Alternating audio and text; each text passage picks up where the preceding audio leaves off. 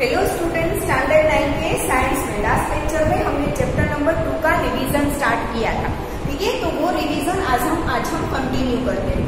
ठीक है, लास्ट में मैंने आपको चैप्टर नंबर 2 में से टिक करवाया था कि कितना आपके सिलेबस में है और कितना सिलेबस में से निकल गया। ठीक है, फिर हमने चैप्टर 2 का रिवीजन स्टार्ट किया था। तो रिवीजन में मैंने आपको ये यहाँ तक समझाया था, सस्पेंशन तक।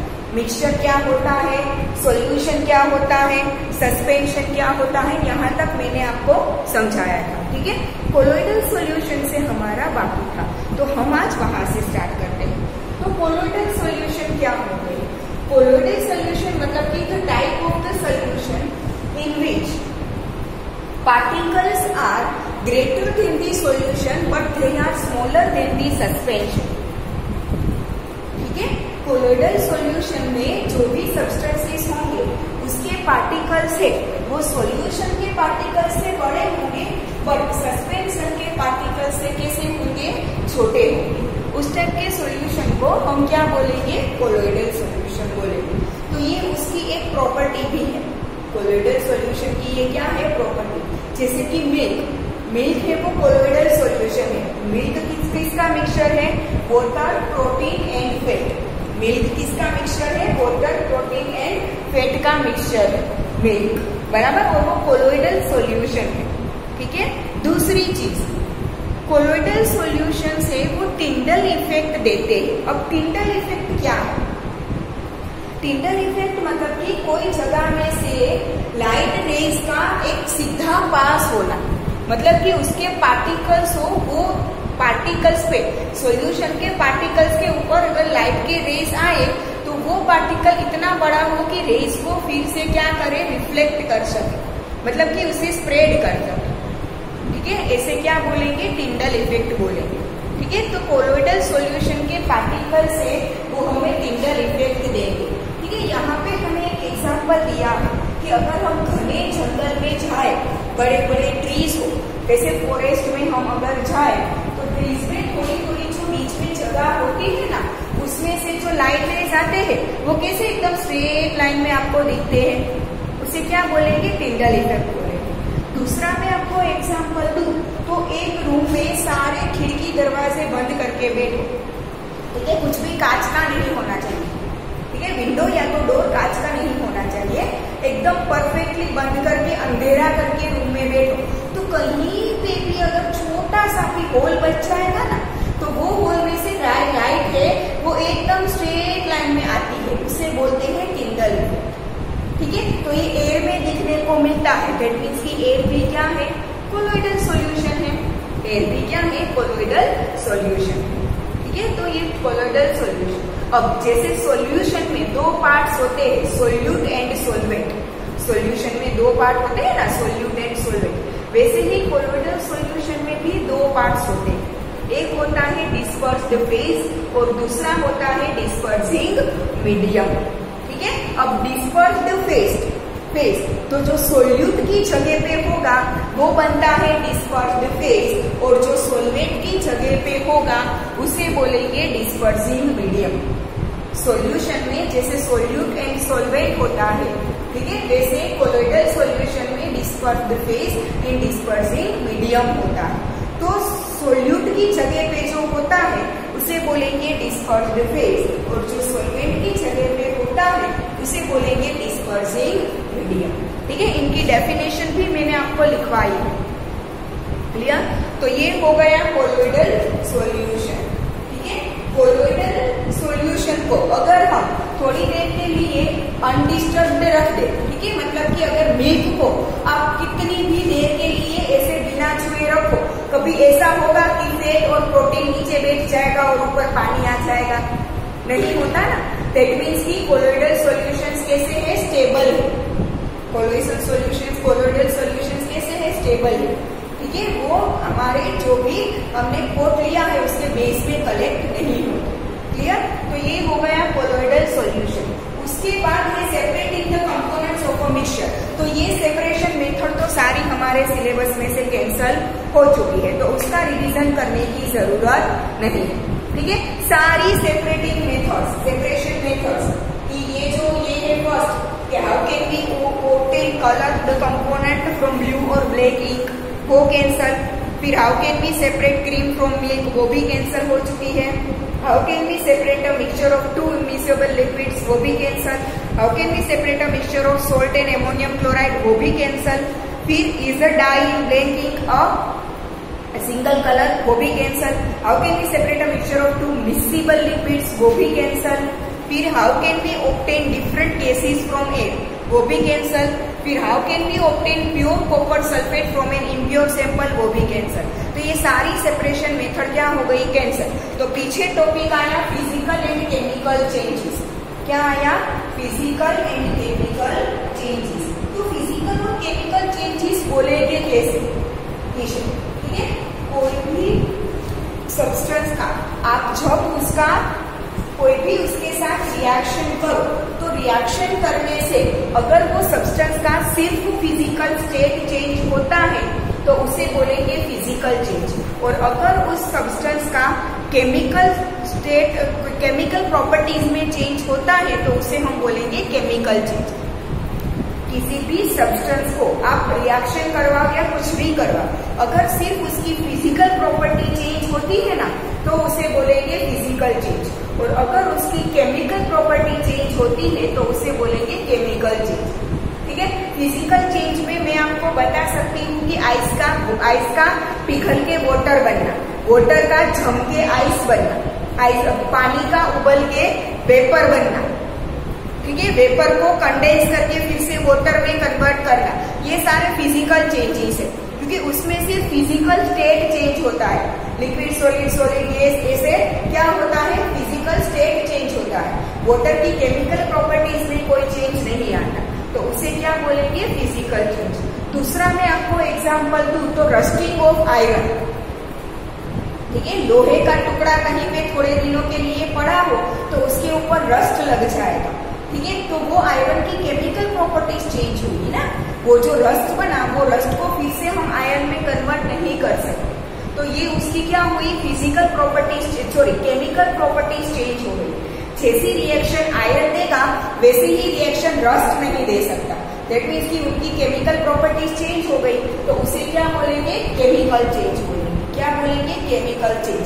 फिर हमें घर पे जो मम्मी फूड कुक करती है, वेजिटेबल को कुक करती है, सब्जी बनाती है, तो वो भी केमिकल चेंज है, क्योंकि उसमें जो सब्जियां होती है उनकी केमिकल स्टेट क्या हुआ है, चेंज हुआ है, ठीक है, केमिकल प्रॉपर्टीज चेंज हुई है, तो वो भी क्या बोलेंगे, केमिकल चेंज।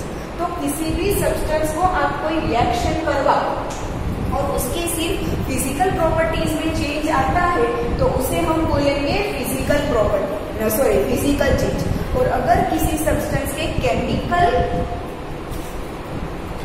प्रॉपर्टीज में चेंज होता है तो उसे हम बोलेंगे केमिकल चेंजेस। क्लियर, ठीक है, तो ये हो गया physical changes and chemical changes. ठीक है, इसके बाद आता है एलिमेंट। एलिमेंट पहले तो टॉपिक किसका है कि what are the type of pure substances. हम प्योर सब्सटेंसेस किसे बोल सकते हैं और इम्प्योर सब्सटेंसेस किसे बोल सकते हैं। ठीक है, पानी अगर हम देखें तो पानी प्योर है या इम्प्योर है वो हम कैसे बता सकते हैं। ठीक है, पानी के अंदर कोई इम्प्योरिटीज भरी हो, ठीक है, तो हम उसे बोलेंगे इम्प्योर। पर पानी का केमिकल फॉर्मूला क्या है, वाटर का केमिकल फॉर्मूला क्या है, H2O। वाटर का केमिकल फॉर्मूला क्या है, H2O। ठीक है, तो H2O में उसके साथ H2O के अलावा और कुछ भी ना हो तो उसे हम बोलते हैं प्योर सब्सटेंस। क्या बोलते हैं उसे, प्योर सब्सटेंस। तो प्योर सब्सटेंस दो टाइप के होते हैं, एक तो एलिमेंट्स और दूसरा कंपाउंड। प्योर सब्सटेंसेस दो टाइप के होते हैं, एक तो एलिमेंट्स और दूसरा कंपाउंड्स।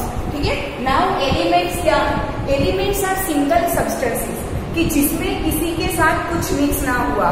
ठीक है, जैसे कि यहाँ पे H2O में दो चीज है, एक तो हाइड्रोजन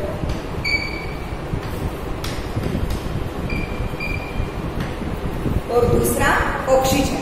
ठीक है, मतलब कि H2O प्योर वाटर है फिर भी वो दो चीजों का क्या है, मिक्सचर।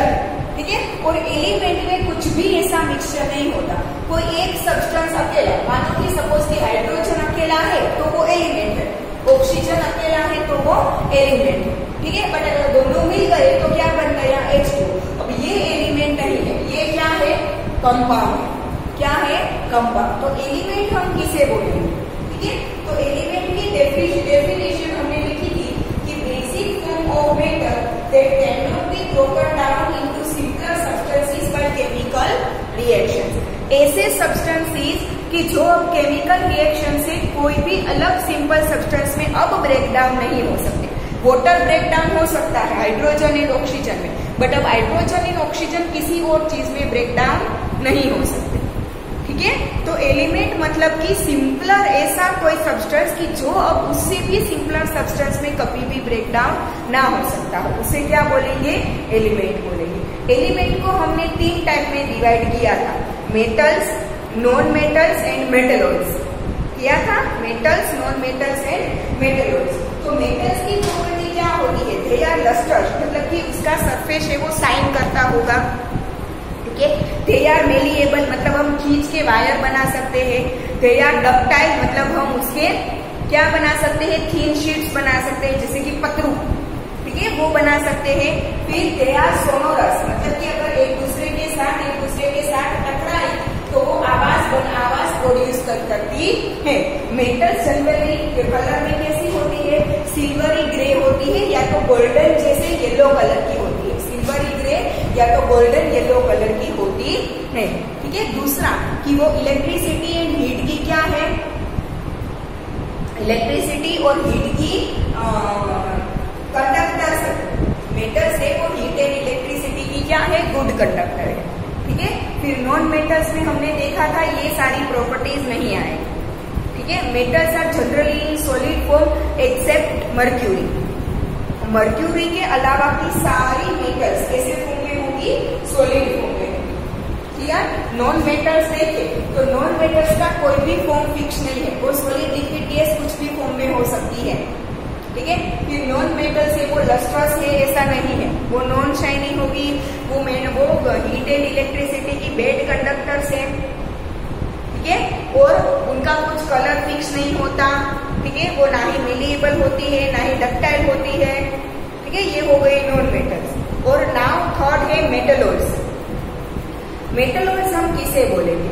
मेटलॉइड्स मतलब कि the substances which have some properties of metals and some properties of non metals। ठीक है, ऐसे सब्सटेंसेस की जिसमें कुछ प्रॉपर्टीज मेटल्स की हो और कुछ प्रॉपर्टीज नॉन मेटल्स की हो, तो ऐसे बीच के सब्सटेंस को क्या बोलेंगे हम? मेटलॉइड्स। क्या बोलेंगे इसे हम? मेटलॉइड्स। ठीक है, नाउ कंपाउंड। ये कंपाउंड्स क्या होते हैं? तो compound is a substance composed of 2 or more elements chemically combined with one another in a fixed proportion. ठीक है, कंपाउंड का मतलब ये होता है कि 2 या मोर देन 2 एलिमेंट्स एक दूसरे के साथ केमिकली कंबाइन हो जाए तो क्या बनता है? कंपाउंड बनता है। जैसे कि ये 2 एलिमेंट हाइड्रोजन एंड ऑक्सीजन एक दूसरे के साथ केमिकली कंबाइन हो गए तो क्या बना? कंपाउंड। फिर बोला है फिक्स्ड प्रोपोर्शन। फिक्स्ड प्रोपोर्शन मतलब क्या? वाटर को कहीं पे भी लिखो, देखो H2O ही लिखा जाता है।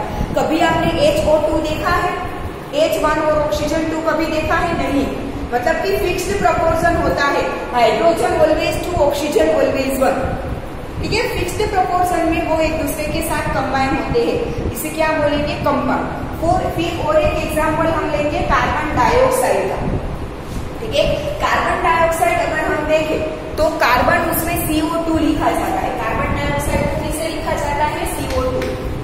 उसमें 2 एलिमेंट है, एक तो कार्बन और दूसरा ऑक्सीजन। ठीक है, कार्बन डाइऑक्साइड में 2 एलिमेंट है, एक तो कार्बन और दूसरा ऑक्सीजन। ठीक है, तो ये 2 एलिमेंट है, दोनों केमिकली कंबाइन होके क्या बनाया? कार्बन डाइऑक्साइड, जो कि क्या है? कंपाउंड है। ठीक है, 2 एलिमेंट या तो 2 से ज्यादा भी हो सकते हैं। ठीक है, कार्बन डाइऑक्साइड में नहीं होंगे बट दूसरे सब्सटेंसेस में। ठीक है, तो यहाँ पे आपने कार्बन डाइऑक्साइड हर बार CO2 ही लिखा हुआ देखा होगा। देखो, कभी आपने ऐसे देखा है C2O? नहीं। ठीक है, कार्बन डाइऑक्साइड हमेशा CO2 ही लिखा जाता है, मतलब कि 1 कार्बन 2 ऑक्सीजन, ये फिक्स्ड प्रोपोर्शन बोला जाता है। क्या बोलते हैं इसे? फिक्स्ड प्रोपोर्शन, जो कि कभी चेंज नहीं होता। क्लियर? ठीक है, तो ये होते हैं कंपाउंड्स। ठीक है, कि एलिमेंट्स एक दूसरे के साथ केमिकली कंबाइन हो जाए फिक्स्ड प्रोपोर्शन में, तो जो नया सब्सटेंस बनता है उसे क्या बोलते हैं? कंपाउंड बोलते हैं। कंपाउंड होते हैं, ठीक है ना। मिक्सचर क्या होता है, सॉल्यूशन क्या होता है, फिर सस्पेंशन क्या होता है, कोलोइडल सॉल्यूशन क्या होता है, सब्सटेंसेस के फिजिकल और केमिकल चेंजेस क्या होते हैं, प्योर सब्सटेंसेस क्या होते हैं। प्योर सब्सटेंसेस दो फॉर्म में मिलते हैं, एलिमेंट्स एंड कंपाउंड्स, वो क्या होते हैं, ये सब कुछ हमने देखा, ठीक है। तो ये है चैप्टर नंबर 2, इतना आपके सिलेबस में है, ठीक है। फिर आपके चैप्टर नंबर 2 में हमें दिए है एलिमेंट्स और कंपाउंड्स के डिफरेंस, और दूसरा दिया है homogeneous and heterogeneous mixture. Homogeneous और हेटेरोजेनियस मिक्सचर क्या है, ये भी हमने आगे देखा है चैप्टर में। इसी स्टार्टिंग में जब मैंने आगे के लेक्चर में रिवीजन करवाया, तब भी मैंने आपको बोला था कि अगर कोई सब्सटेंस का हम मिक्सचर बना दे और मिक्सचर बन के अगर उसमें जो भी चीज मिक्स हुई है वो दोनों अपने कंपोजिशन चेंज ना करे, मतलब कि अलग अलग ना दिखे, दोनों एक दूसरे में इतनी घुल जाए कि ऐसा लगे कि एक ही चीज है, वैसा उसे हम क्या बोलेंगे, होमोजेनियस मिक्सचर। और अगर दो चीज एक दूसरे के साथ मिलकर ऐसा कुछ बनाए कि अगर दोनों चीजें अलग अलग दिखे उसमें, तो उसे क्या बोलेंगे हम, हेटेरोजेनियस मिक्सचर, ठीक है। तो ये है होमोजेनियस एंड हेटेरोजेनियस मिक्सचर, ठीक है।